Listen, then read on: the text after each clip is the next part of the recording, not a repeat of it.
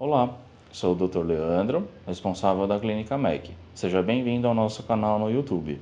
Hoje nós vamos falar sobre o bruxismo.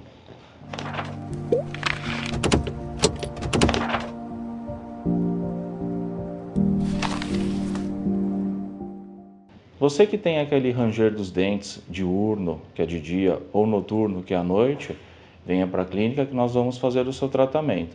Existem dois tipos de tratamento nessa parte do bruxismo. A primeira é a placa, que a gente faz na sua boca, que aí você vai dormir mais relaxado.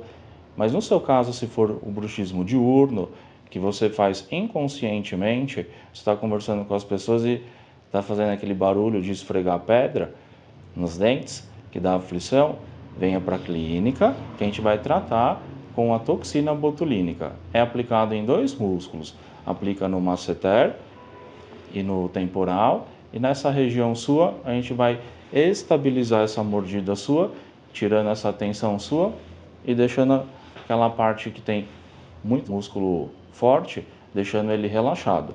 Venha para a clínica, que a gente devolve a sua curva mais bonita do corpo humano, seu sorriso.